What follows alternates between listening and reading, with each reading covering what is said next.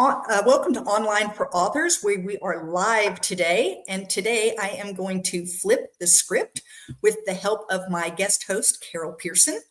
Carol is the founder and publisher of 10 Little Rules, where she publishes books that turn personal narratives into shared wisdom through authentic stories and guided journaling. And she's also the author of her own 10 Little Rules book, 10 Little Rules for a Blissy Life. Today, she's going to chat with me, Teri M Brown, about my latest book, 10 Little Rules for a Double-Butted Adventure. Welcome, Carol. Thanks, Teri. This is so fun. When you said, let's flip the script, I'm all on board. This is great. It's an honor to be guest hosting your podcast. I know how many fans you have. Hi, everybody. I hope you're tuning in. So Teri, let's get started. First of all, I just want to say that you have published book number 10 of 10 Little Rules. And there's something really momentous about that to me, that we hit number 10 with this book. So kudos on that. Thank you. Give us a quick overview of what's inside. What can readers expect? Yes. So my husband and I took an extraordinary adventure from the coast of Oregon to Washington, D.C., which was 3,102 miles. And we did it on a tandem bicycle. And that journey transformed me. I went from somebody who was anxious and scared and didn't believe in themselves to someone who came out the other side and realized that I could do anything I put my mind to. But this book isn't like a travelogue. It doesn't give you a day by day. I have a blog for that. If you need a day by day blow, I wrote every day. But this is things that I learned about myself and life and people, relationships along the way. And I thought, I want to share that with folks. I want them to see the things that I learned in hopes that maybe it can help them as well. Beautiful. Big question though. Double-butted. Explain. Okay, there's two explanations, and that's actually in the book. Double-butted, a tandem bicycle has two seats, and I'm a real creative person. And when I was trying to come up with like what we were going to call the blog, I ran to Bruce and I said, what do you think of calling it Double-Butted Adventures? And he said, oh, because of the steel? I said, what? Because of the what? And he's an engineer. And he says, well, the double-butted tubing used to produce a tandem bicycle. To make the tubes that long, it has to be thinner in the middle to make it lightweight. And it has to be thicker on the ends so that they can weld the tubing. And that's called double butting. And I realized in that moment that I had the perfect name, because it was perfect for me, the creative, and it was perfect for my husband, the engineer. And so we just went with it, and it was Double-Butted Adventures for both of us.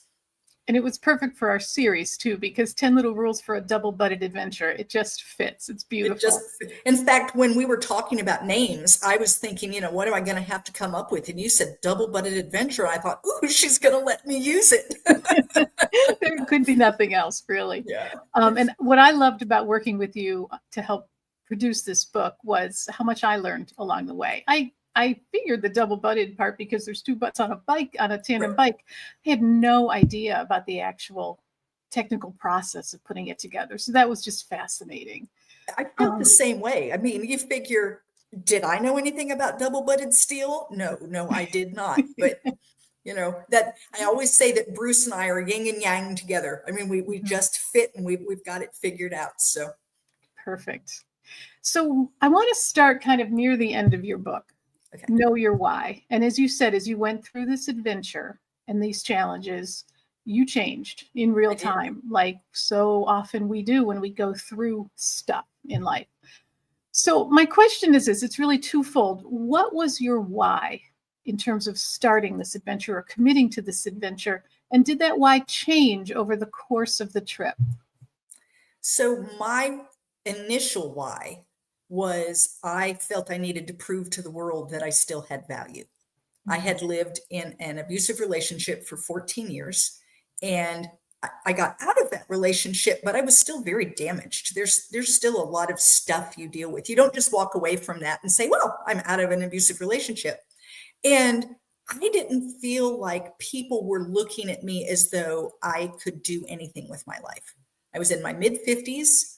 I felt like my life was over, even though I knew I had a lot of life left ahead of me. I felt that it was going to be I don't know, I was going to be a grandma and I was going to sit on the porch and knit and do nothing else. Like I just couldn't imagine what was going to happen. And the reason I think was I thought that people believed that about me because I had come to believe that about me. Turns out it was only me. There wasn't anyone else that was looking at me that way, but I thought that I needed to do something big and bold, bigger than anything I had ever done, big enough that people would say to me, there's no way. There's no way you can do that. And then when I did it, I would be able to say, see, I do have worth. So that was my initial. Now, I didn't know it was going to be a tandem bicycle ride. I had not met Bruce at this time. I thought maybe I would walk the Appalachian Trail or swim 100 miles, or I was going to do something, just something big.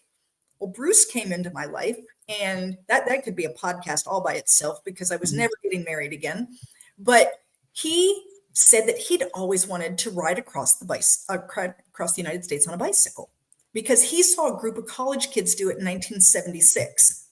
And he thought, oh my gosh, I wish I could do that. But he was in the military and they weren't going to let him off for 3 months to go have a wild adventure. So it had been in his mind for a long time. And I said, is this something you're going to talk about until the day you die? Or are you going to do it?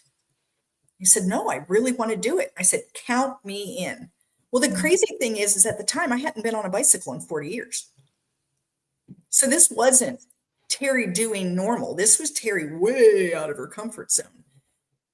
As we came closer and closer to get going on the trip, we decided that we also were going to do it for more than ourselves. And we chose to add Toys for Tots into the mix. And he was big into Toys for Tots in our area. And one of the things that we had noticed was there were a lot of kids who asked for bikes and not a lot of bicycles donated. And bicycles are very expensive in terms of what Toys for Tots can produce. And so we decided that we were going to try to raise enough money that every kid in Brunswick County and Columbus County, which is the area that Toys for Tots here serves, that asked for a bicycle would get one that year. That's what we were going to try to do, was raise that money. And as it turns out, we raised enough money for that to happen. And for every organization who asked for help from Toys for Tots, they were able to get all the help that they needed that year. Wow. So it was pretty cool. Yeah. That's a huge impact. Yeah. Blows my mind, though, the way you had already decided you were going to do something epic, something life-changing, something really meaningful. And then you meet this guy who has, by the way, this random let's ride across the country dream. And the two of you were able to merge like that and just answer each other's call, if you will. Right. And we both had to kind of change things up. He had intended to ride on a single bicycle. He's extremely athletic.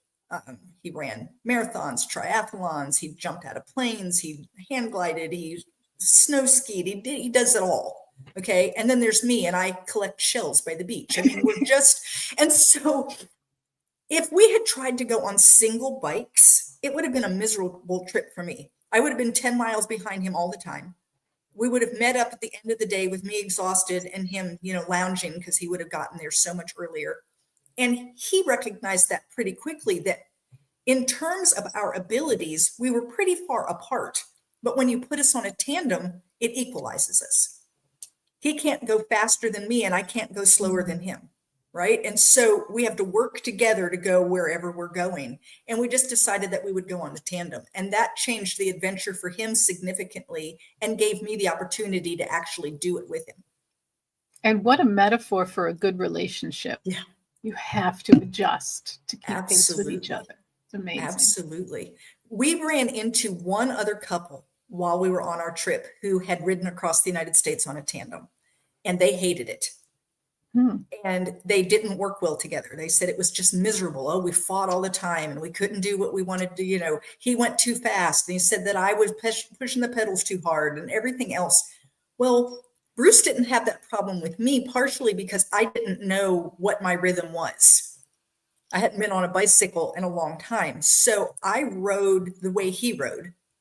And then he adjusted some for me because he liked to go fast and light.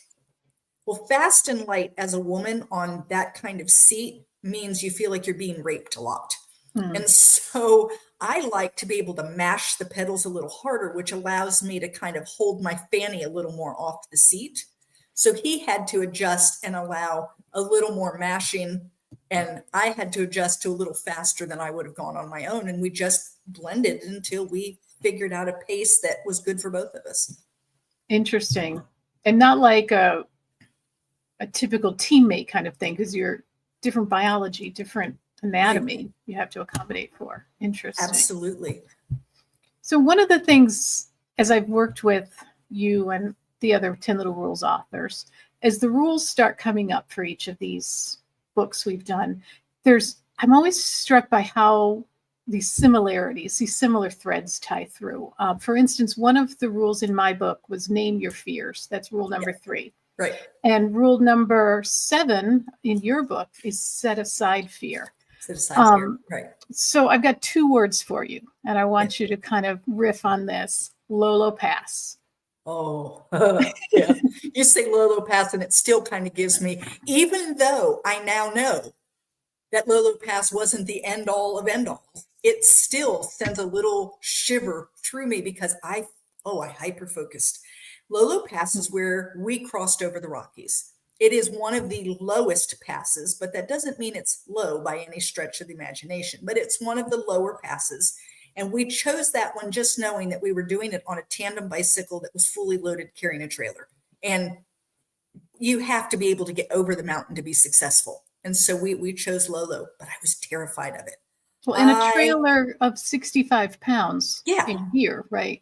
Yeah, of gear and camping stuff and, all of our things. Yeah. And so the idea of this Lolo Pass had me terrified. For months before we went on the trip, I talked about Lolo Pass and would this be like Lolo Pass? And when we would be climbing any hill that we were on, I would say, well, like, what grade is this? And how is this compared to Lolo Pass? I mean, everything about Lolo Pass. So we get there, it's 3 days up. 3 full days of climbing up. And it was not horrible for most of it. The last 2 miles really was difficult. In fact, the last 2 miles, when I tell everyone that we rode 3,102 miles, I always say I know where the 2 miles was. That's why I don't say 3,100. I know where those 2 miles were. And that's that last 2 miles. We could not ride. We had to push. And we were up so high that I could not breathe.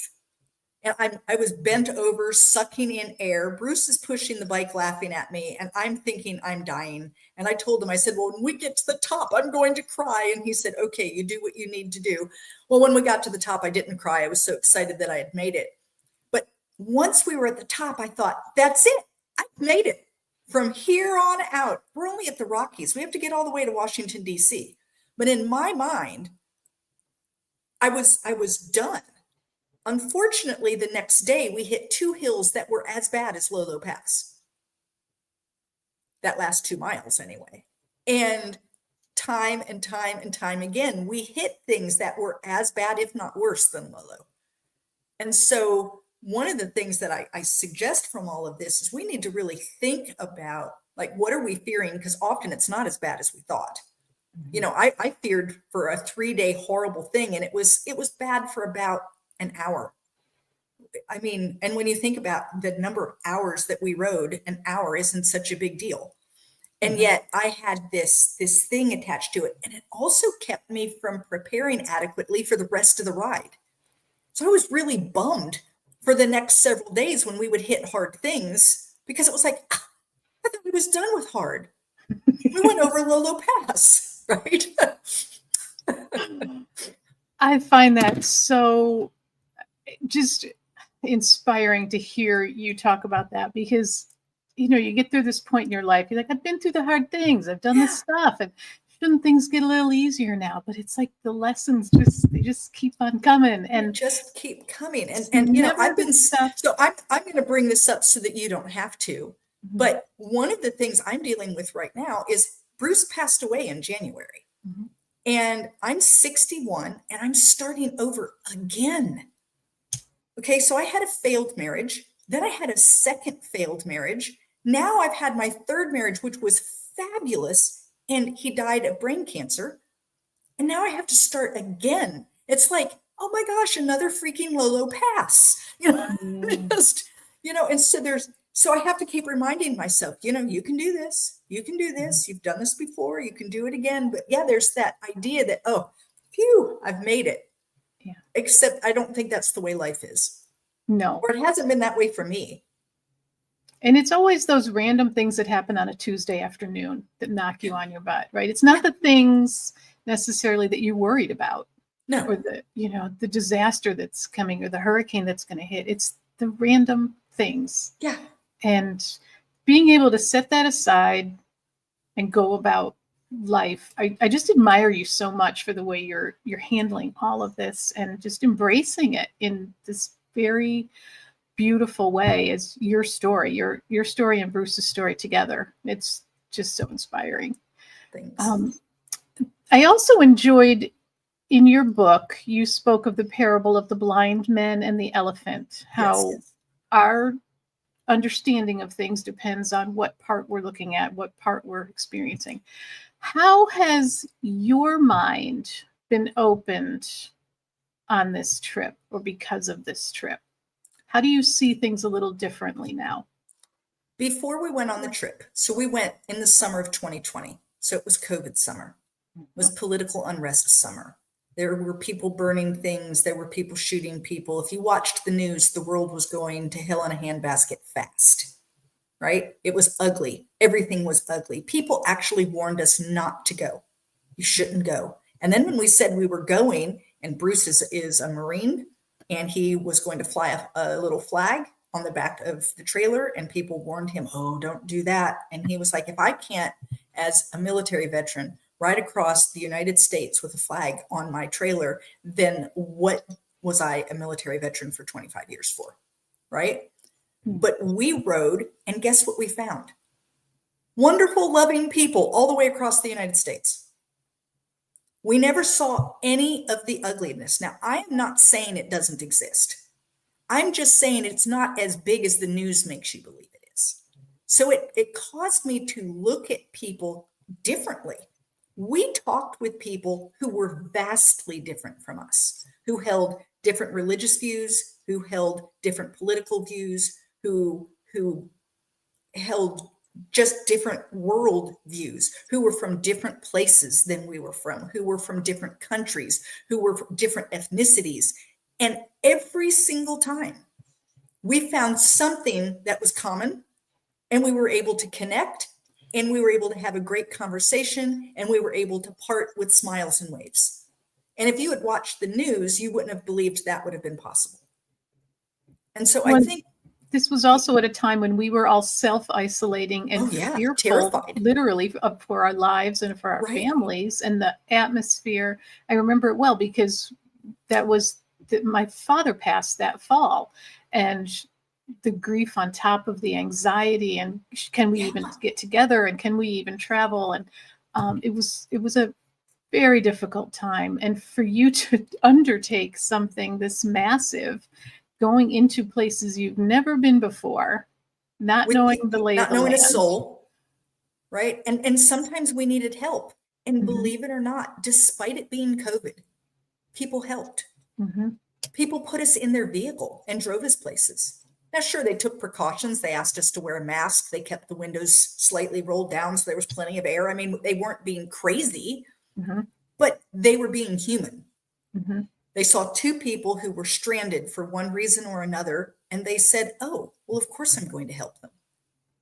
They didn't say, oh, no, we can't do that. It's 2020. We don't know what political affiliation they are, and we don't know what they believe about, whatever, whose ever rights, and we have no idea what their religious values are, and we don't have any idea of where they've been. They didn't ask any of those questions. They said, look, there are two people who need help. Of course we're going to help them. And so it opened my eyes up to a different United States, and I think just a different world. And I'm not a Pollyanna. I know bad people exist. I know bad things happen, and I know bad things go on. But I think that generally speaking, individually, when you look out and you talk with people, you're going to find that you have more in common with them than you do the differences. And those differences don't need to separate us if we'll just focus on the things that make us the same. So definitely a lesson for our times. Yeah. We've talked a couple of times in the course of you writing the book about success. And rule number 6 is define success. And that is a double-edged sword, right? Yeah. So success looks like this, and then this happens, and now that's impossible. Right. So tell me a little bit about how your definition of success evolved and why, what happened along the way there. Bruce helped me see that you have a goal and then you have this plan, and the plan can change a bazillion times because things jump in the way. So you planned to ride 60 miles today. You had 3 flat tires. You only went 30. And does that mean that your overall goal has changed? Nope. We're still headed to Washington, D.C. And so I think by define your success, for me, originally when we started, we were prideful. I don't have any better word for it. We were going to get on the bike. We were going to ride every single mile. Didn't matter how steep the hill was. We were never going to push the bike. We were going to stay on the seat and we were going to ride. We weren't going to accept help and we were going to ride. And that worked for about 5 days. And then we realized that there are times where the hill is too steep and you have to push. And if you don't, we're never making it across the United States because we're going to wear ourselves out. There are times where you have to get off the bike. There are also times that you have to ask for help. There was 10 miles of road torn up down to the dirt roadbed. We can't ride a tandem bicycle on that. It's not even possible. So we had to get help. We had to have someone willing to take us in the gear across this 10 miles. There was no way around it. We're in the middle of Montana. There's one road that goes this way. We either take this or we're going to take a 200-mile detour, right? So we had to learn to accept that help. Well, what would have happened if success was we rode every single mile? Well, we would have failed back on day 5. And then even if we had made it to Washington, D.C., we would have been, oh, poor us. We didn't really do it.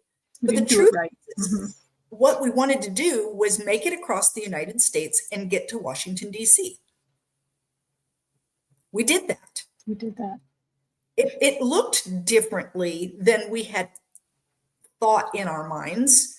But, those kinds of things, those plans that you make at a kitchen table, with a pen and paper and the air condition running, they don't really have anything to do with the hills and the heat and the wind and the rain and the exhaustion from sleeping in a tent night after night.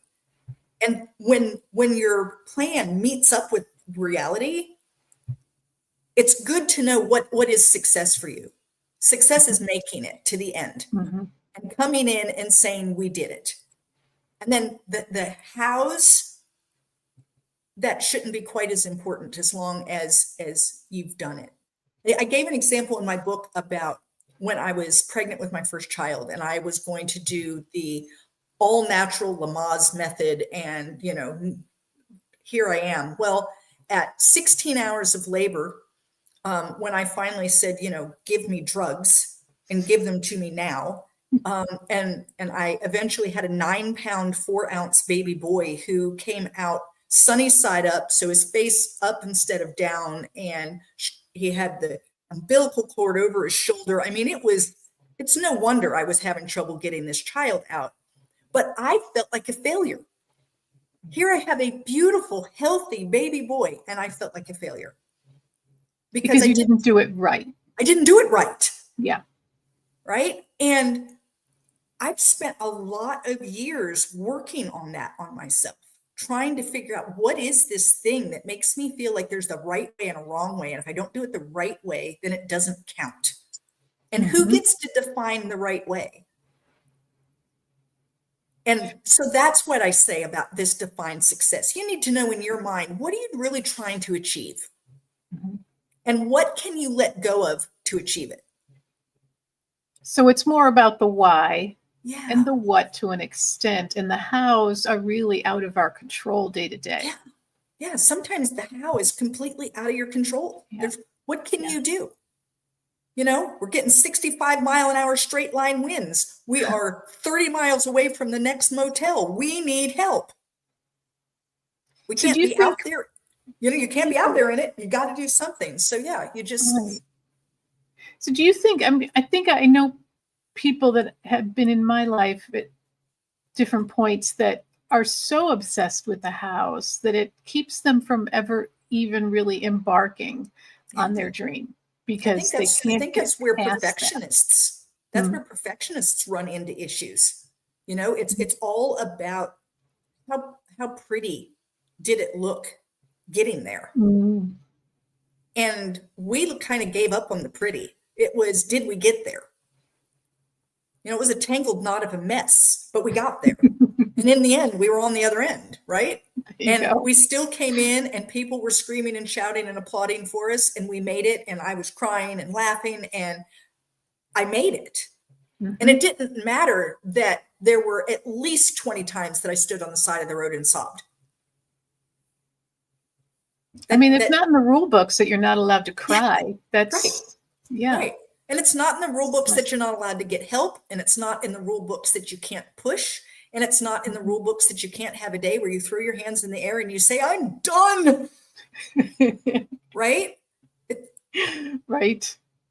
So let's talk about rule number 3, do hard things. Yeah. When you wrote this down as your rule number 3, it really tied into one of our other authors, Frank Winters, who just published 10 Little Rules for Sharing Your Story. And his rule around that says, do something harder.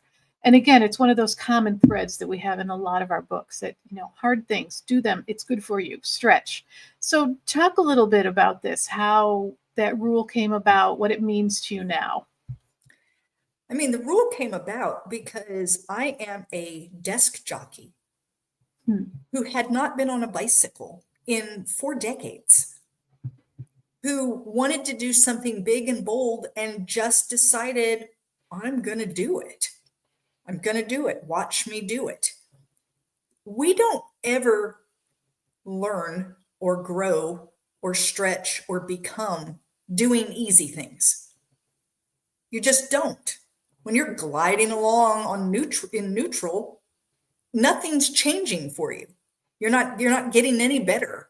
It's when we do that hard thing that you have to dig deep and find out what you're made of, and find all of those tools that you've got buried inside of you that you never have to use, that all of a sudden you have to use now. And you pull the idea of pulling yourself up by your bootstraps and all of those other terms that we hear. The reason for those is because when you are faced with a task that is difficult, you do have to kind of dig deep and find reserves you didn't know you had. This rule has become exceptionally meaningful to me now. The day that Bruce passed, I got my author copy. So I had been waiting and waiting for the author copy to come in the mail, and it came in the mail about an hour before he passed. And he didn't open his eyes, so he didn't get to see it. I know he could hear me though. And I told him all about the book, and then I crawled up next to him and I put my head on his shoulder and I started reading. And I read the introduction, and I read rule number 1, and I read rule number 2. And as I finished up rule number 2, I flipped the page and I said, rule number 3, do hard things. And he died. Right then, in that moment. And I feel like I gave him permission to do something that was very difficult for him, because he had a 31-month battle with an incurable brain cancer. And as a military veteran, he doesn't give up. You don't give up until there is no winning. Mm-hmm. And I think for him, it was very difficult to be able to do that hard thing. And in the last 2 months, because of where his tumor was, he had very few words. He could say yes and no. He could say my name on occasion. He was able to tell me I love you once or twice. He did a lot of thumbs up. He knew what was happening, but he couldn't, the words in his head, he couldn't get out of his mouth. Mm-hmm. And I've come to realize that in addition to me giving him permission with those words, he was giving me my mantra for this year, mm-hmm. do hard things. And it's the thing that gets me up in the morning. I'll lay in bed and think, don't want to do today. Yeah. just don't want to do today. I think I'm going to crawl under the bed and just stay there. And then I hear, do hard things. And I take a deep breath and I throw my legs over the side of the bed and I get up and I start my day. And I feel like it was for both of us. It was for him to know it was okay to go. And it was for me to know that it was okay to go on. And for anyone reading the book and exploring the ideas that come up in this, it can resonate with everybody on such a personal and profound level. We all have to face these hard things, and we can shy away, or we can take a deep breath and get out of bed and go do those hard things. And, I tell people all the time, so this is, it's called double-butted adventure. I am not recommending that every person jump on a tandem bicycle and ride across the United States. Thank you. Because not in my book. No. And that's not what it's about. It's about what is adventurous to you. Yeah. What is that thing that you wish that you were doing that you're not doing? Mm-hmm. That thing that seems a little scary, that seems a little beyond, that seems like a reach, that's a little outside of your box, that's whatever it is. And it can be something like moving to a new town, changing jobs, starting a relationship, ending a relationship, figuring out what in the world you're going to do now that the kids have moved out. It can be something as simple as I've always wanted to learn to watercolor or play the piano or whatever it is. To me, that's what an adventure is. It doesn't have to be this big physical undertaking of 3,102 miles, but it should be something outside of your comfort zone. And I think everybody needs to constantly be striving a little beyond their comfort zone. And I think if we don't strive ourselves, life is going to force us into those situations. And wouldn't you rather pick it? Yeah, I think we would. So rule number 10, you wrap the book with continue to dream. Yeah. What's next for Teri? Oh, I have so many things on my plate, and it's like, where do I start? So I'm going to continue writing because I am, without a doubt, I'm an author. I am now an author. So I've got a children's book I hope will come out later this spring. I'm working on a manuscript right now for, it's a contemporary humor about a woman going through menopause. I have another idea for another historical fiction that's in my mind that I keep telling, shh, I don't have time for you right now. Let me finish what I've got on my plate. But I also want to do some other things. I have been really wanting to start a speaking career. In addition to being an author, I want to be a public speaker, and which is really crazy because 3 years ago, if you'd said that, I would have said, no, I can't speak in public. It terrifies me. But you've done a TEDx talk. Let's not overlook that. Yeah. So I'm little by little, I'm trying to kind of put myself out there for that. So I see that in the future, but I also want to do a few things that kind of honor what Bruce and I started together. We rode one year, a local bike tour it goes over the 3 bridges over to the 3 barrier islands. And it's like about 65 to 70 miles. And Bruce and I did it on a tandem together. And so in November, I want to try to do that alone on a single bike and go and see if I can manage this on my own. And then he and I had wanted to do a really big ride where we ride from the mountains of North Carolina to the sea. And we never got to do that because of his illness. And I don't think I can be ready for it by September, but I think maybe by next September. So in 2026, as long as I'm healthy, I would really like to try to do a mountains to the sea. Once again, in honor of Bruce. So great. I see great things for you. You are an amazing woman. Your story is absolutely remarkable. And I'm forever grateful that you chose 10 Little Rules as your place to share this. And well, so just as a quick little, like the fear thing, I did not approach you for almost 3 months, even though I had the idea to. Because I kept thinking, if she was interested, she would have asked. If she was interested, she would have asked. And then my other side would say, does she even know you wrote anything? Does she even know that you were planning to write anything? And then the other part of me was like, yeah, but if she was interested, she'd ask me to write something. And I went back and forth and thought, oh, and I, oh, she's going to reject it and it's not going to fit. And then are we even going to be able to be friends anymore? Because, all of the things that we do to ourselves, right? Yeah. And then I finally just like took a deep breath and wrote you an email and dashed it off. And it was like the fastest email that I ever wrote. Hey, I've got this manuscript, think it might fit. Tell me what you think. Just got it out there before I could talk myself out of it. And my response, I think, was, when can you talk? Yeah. And it was crazy because you said, let me see it. And I said, the manuscript is rough. Like I would never really show this to someone, but let me show it to you just to give you an idea so that you can say whether or not you think you can massage it into something that will fit your publishing. And yeah, you got back with me and it was like, yo, we need to do this. Yeah. Right. It's been quite a ride. And Teri, this has been fantastic. I've really enjoyed this, enjoyed being a guest host on your podcast. This has been such a treat and such an honor. Where can people get in touch with you and get a look at your books? The best place is to go to my website, which is my name, Teri M Brown, and that's Teri with one R. There you can see all of my social media. So I have all of the icons. You can sign up for my newsletter, which will kind of keep you up with things that I'm doing as well as books that I'm reading.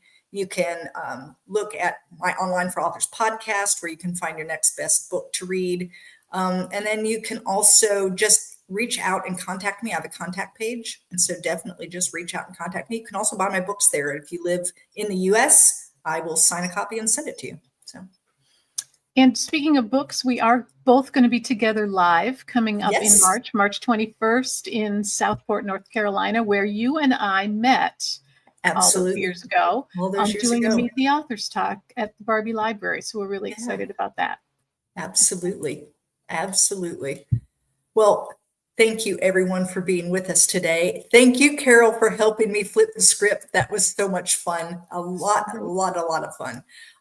And be sure to continue to listen to Online for Authors, and we'll see you again next time. Bye, everybody. Thank you for listening to Online for Authors, where I, Teri M Brown, author of character-driven fiction and host of the podcast, introduce readers to characters they'd love to invite to lunch. Tune in next Tuesday for another podcast episode.